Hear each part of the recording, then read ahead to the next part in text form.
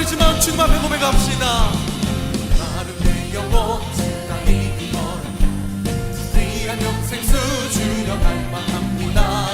약속 따라서 유서 당부하오니 오 주여 내 기도 와서 들어주소서.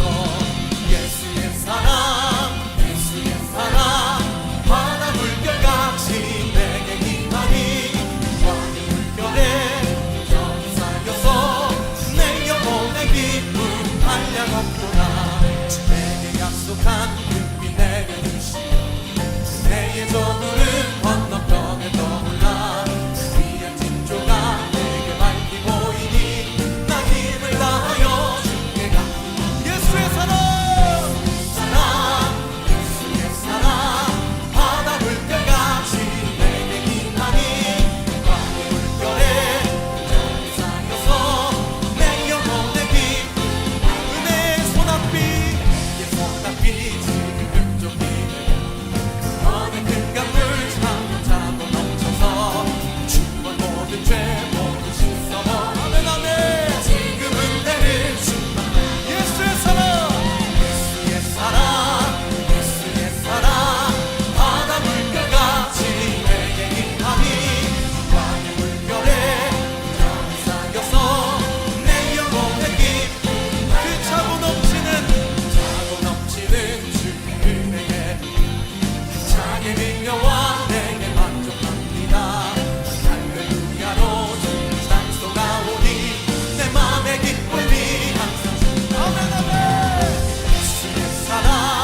예수의 사랑 바다 물결같이 내게 임하니 왕의 물결에 저리 쌓여서 우리 3절 한 번 더 찬양합시다. 은혜의 소낙비 내의 소낙비 지금 흠족이 되어 원의 큰 강물 흘러차고 넘쳐서 주와 모든 죄 모두 씻어버리니 나 지금은 내를 주. 예수의 사랑 예수의 사랑 바다 물결같이 내게 임하니 왕의 물결에 저리 쌓여서 내 영혼의 기쁨 그 차고 넘치는 주의 은혜에 물려 차게 밀려와 내게 만족합니다. 할렐루야로 주를 찬송하오니 내 맘의 기쁨이 항상 충만해. 예수의 사랑 바다 물결같이 내게 임하니 왕의 물결에 저리 쌓여서 내 영혼의 기쁨. 예수의 사랑 바다 물결같이 내게 임하니 왕의 물결에 저리 쌓여서 내 영혼의 기쁨. 목소리로만요. 오늘 예배 가운데 아멘 아멘. 내 영혼의 기쁨. 예수의 사랑 바다 물결같이 내게 임하니 왕의 물결에 저리 쌓여서 내 영혼의 기쁨. 한 번 더요.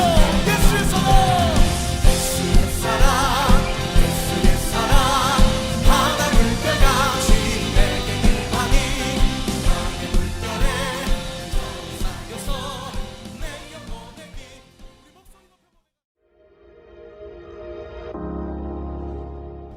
하나님께서 광야의 백성에게 이렇게 말씀하셨습니다. 사람이 떡으로만 사는 것이 아니요 여호와의 입에서 나오는 모든 말씀으로 사는 줄을 내가 알게 하려 하심이니라.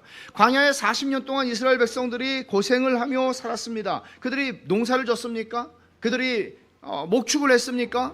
아닙니다. 하나님께서 날마다 만나를 주셔서 그들은 먹었습니다.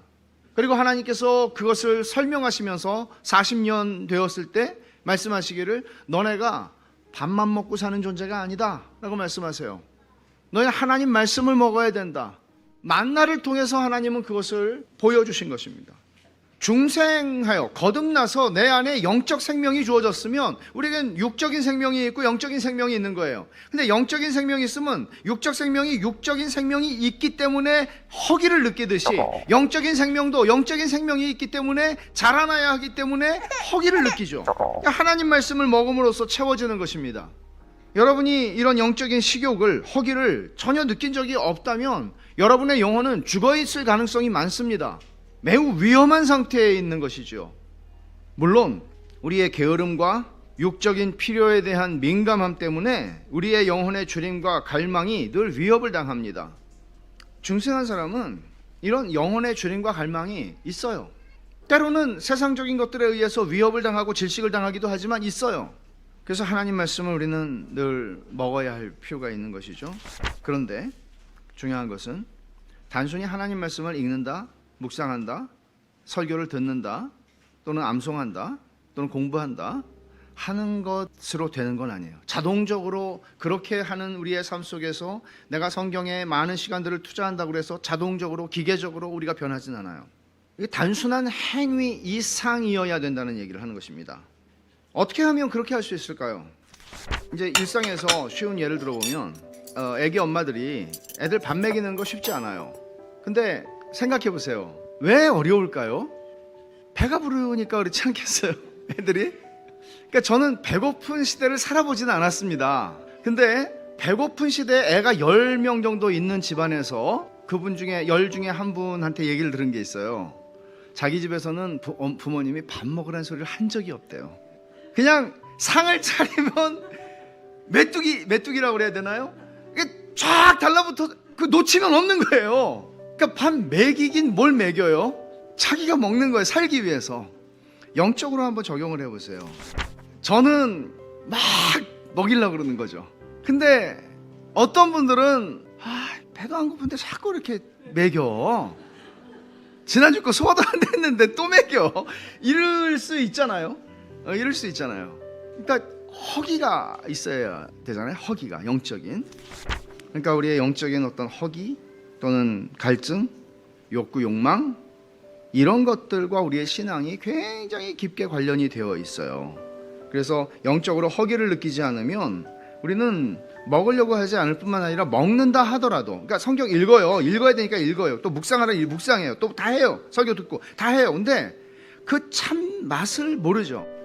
내 신앙을 진단할 때 내 영혼이 살아있다.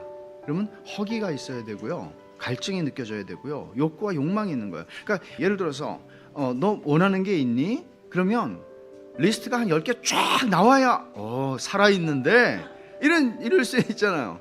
근데 너 원하는 게 뭐야? 없어요. 이렇게 너 살아있어? 살아있다는 것은 욕망하는 게 있다는 거예요.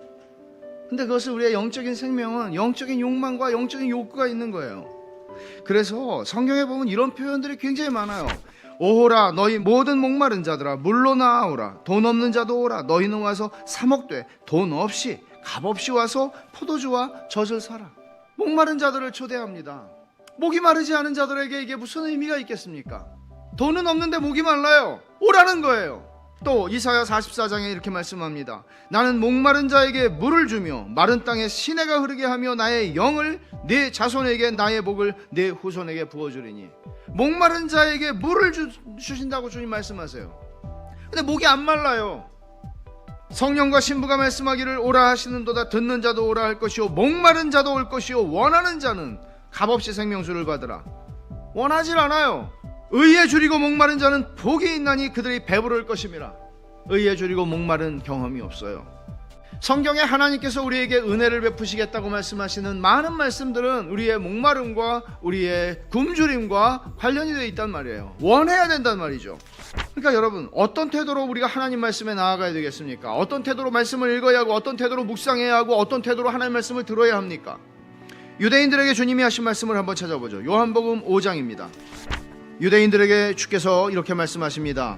너희가 성경에서 영생을 얻는 줄 생각하고 성경을 연구하거니와 이 성경이 곧 내게 대하여 증언하는 것이니라. 그러나 너희가 영생을 얻기 위하여 내게 오기를 원하지 아니하는도다.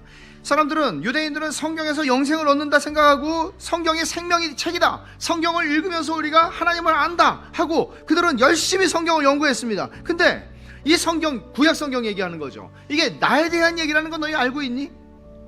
내가 지금 여기 있잖아. 근데 너희는 내게로 오기를 원치를 않는구나. 그들은 성경으로 들어갔습니다. 그러나 주께로 가지 않았습니다. 이런 일이 일어난다는 거죠. 여러분들은 성경을 열심히 공부할 수 있습니다. 그러나 주께 나아가지 않을 수 있다는 얘기죠. 주님과 상관없는 성경 읽기, 주님과 상관없는 성경 암송, 공부, 듣기, 설교 듣기 가능하다는 얘기입니다. 그들은 성경으로 갔지만 주께로 가지 않았습니다. 그러니까 이렇게 고민할 수 있겠죠. 습관적으로 하나님 말씀을 열지 말고 말씀을 열기 전에 여러분들이 성경을 읽을 때 여러분들의 영적인 배고픔과 목마름과 갈망과 욕구를 하나님께 먼저 아뢰는 것이 중요합니다. 그걸 점검하는 거예요. 언제나 허기를 느끼는 게 아니란 말이에요, 사실은. 그러면 그런 상태를 하나님께 가지고 나아가서 도움을 구하는 거예요. 주님, 저 왜 이러죠? 하나도 배고프지 않아요. 아니, 물렸어요. 힘들어요. 오늘은 그냥 건너뛰고 싶어요. 여러분, 예배를 드릴 때 세 가지 마음 상태가 있다고 그래요. 어떤 사람들은 막 너무 충만해요. 기쁨이 충만하고 감사하고 싶고 하나님께 막 너무 하나님을 배우고 싶어요. 그래서 주일이 기다려져요. 매주일 그럴 수 있다면 얼마나 좋을까요? 두 번째는 이런 마음이 없어요. 이런 마음이 없어요. 답답해요. 그래서 하나님 좀 도와주세요. 좀 저는 은혜가 필요한 것 같아요. 오늘 예배 가운데 하나님 저에게 큰 은혜를 좀 주세요. 마음이 너무 힘들어요. 좋은 예배자예요, 이것도. 근데 세 번째 예배자가 있어요. 그 사람은 어떤 사람인가 하면 답답하지도 않아요. 좀 답답해야 정상인데, 내가 이 상태면 좀 답답해야 정상일 텐데 답답하지도 않고 별로 원하는 마음도 없는 것 같아요. 그냥 시계추처럼 그냥 주일이 돼서 그냥 온 것 같아요. 아무 느낌도 아무 기대도 없어요. 그래서 한숨이 푹푹 나와요. 그 한숨이 기도라고요. 그렇게도 우리는 하나님 앞에 나아갈 수 있다고요. 여러분이 성경을 열 때 그렇게 하나님 앞에 나아가시라는 거예요. 정직하게. 허기와 갈증이 없으면 그걸 좀 달라고 기도하세요. 그래서 맛있게 이 말씀을 인조이할 수 있도록. 왜? 생명의 말씀이니까. 어떤 사람은 이 말씀은 꿀고 송이 꿀보다 달다고 얘기를 했는데, 하나님 나도 좀 그렇게 느끼게 해주세요. 그 고백이 내 고백이 되게 해주세요. 정금보다도 더 좋은 거라고 어떤 사람은 얘기했는데 나도 좀 그렇게 고백할 수 있게 해주세요. 그게 거짓말이 아니라면 나도 그렇게 하나님 말씀을 맛보고 싶다고. 그리고 그런 마음조차 없을 때 그 마음을 하나님 앞에 아뢰세요. 그리고 하나님 앞에 나아가세요. 이 말씀 속으로 들어가세요. 이 말씀 속으로 들어가서 주님을 만나세요. 주님께로 나아가셔야 돼요. 이게 여러분의 영적인 생명을 유지하는 길이고 여러분의 신앙이 성숙함을 향해서 나아가는 길이에요.